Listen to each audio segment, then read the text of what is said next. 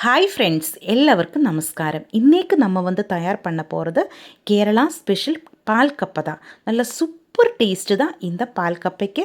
குச்சிக்கிழங்கு வச்சு நம்ம variety dishes எல்லாம் செஞ்சுருக்கோம். ஆனால் இந்த மாதிரி ஒரு பால் கப்பா செஞ்சு பாருங்கள்.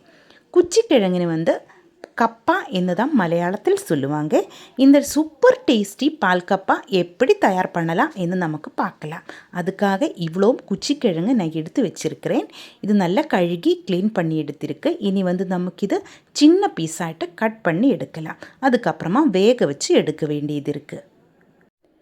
இப்போது நமக்கு இந்த குச்சிக்கிழங்கு சின்ன பீஸாகிட்டு கட் பண்ணி எடுக்கலாம். குச்சிக்கிழங்குன்னு கொள்ளிக்கிழங்கு என்று கூட மலையாளத்தில் சொல்லுவாங்க.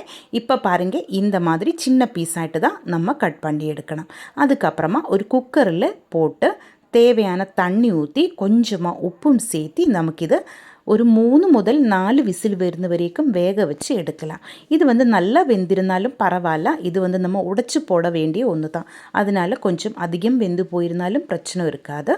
இப்போ குக்கரில் நான் குச்சிக்கிழங்கு போட்டிருக்கு, தண்ணி ஊற்றியிருக்கு.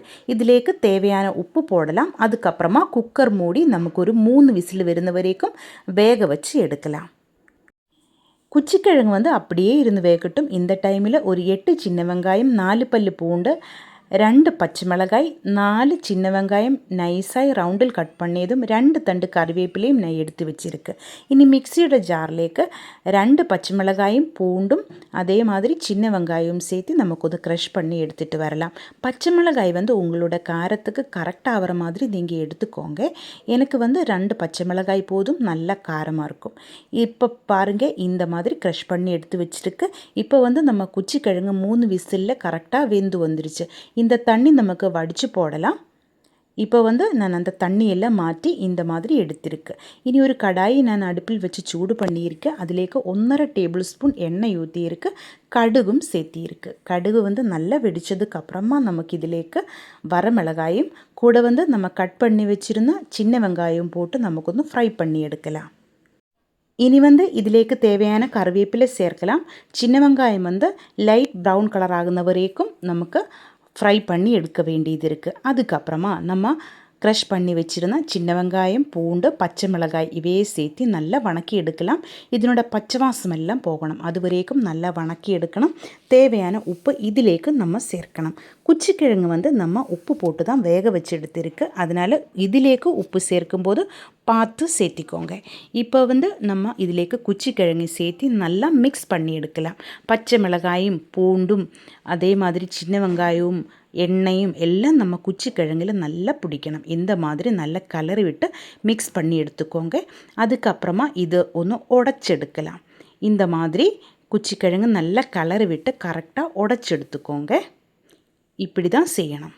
இப்போ குச்சிக்கிழங்கு நல்லா வெந்து வந்ததுனால இது சீக்கிரமாக உடைஞ்சி வரும். கரெக்டாக வந்துருச்சு.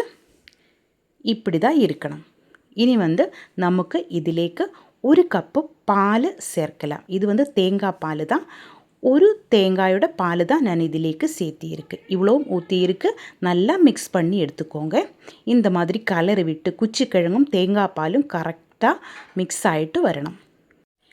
இன்னும் கொஞ்சம் கூட தேங்காய் பால் இருந்தது, அதுவும் நமக்கு இதிலேக்கு ஊற்ற தேவை இருக்குது. அதே ஊற்றி இதே மாதிரி ஸ்டவ் லோ ஃப்ளேமில் வச்சு நல்லா மிக்ஸ் பண்ணி எடுத்துக்கோங்க. அதுக்கப்புறமா மீடியம் ஃப்ளேமில் வச்சு இது நல்லா கொதிக்க விடலாம். குச்சிக்கிழங்கும் தேங்காய் பாலும் எல்லாம் நல்லா கரெக்டாக மிக்ஸ் ஆகணும். நல்லா திக்காயிட்டு வரும். கொதித்து வரும்போது இது நல்லா திக்காயிட்டு வரும். அப்படி தான் இருக்கணும்.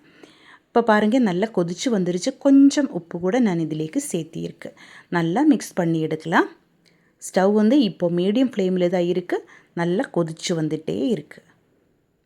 அதுக்கப்புறமா நமக்கு ஸ்டவ் ஆஃப் பண்ணலாம். இது ஆறும்போது நல்லா திக்காயிட்டு வரும். இப்போ நல்ல சூடாயிருக்கு. தேங்காய் பால் எல்லாம் நல்லா கொதித்து வந்திருக்கு. அதுக்கப்புறமா இது நமக்கு ஆறதுக்கு விடலாம். நம்ம சூப்பர் டேஸ்ட்டில் கேரளா ஸ்பெஷல் பால் கப்பா ரெடி ஆயிருக்கு.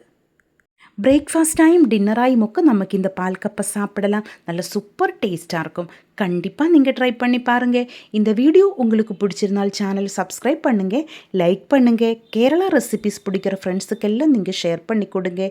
ஹைப் பண்ணி என்னை கொஞ்சம் சப்போர்ட் பண்ணி கொடுங்க. உங்களுக்கு பிடிச்ச கேரளா ரெசிபிஸ் இருந்தால் கமெண்டில் எழுதி போடுங்க. நெக்ஸ்ட் டே நான் அப்லோட் பண்ணுறேன் அந்த வீடியோ. தேங்க்யூ.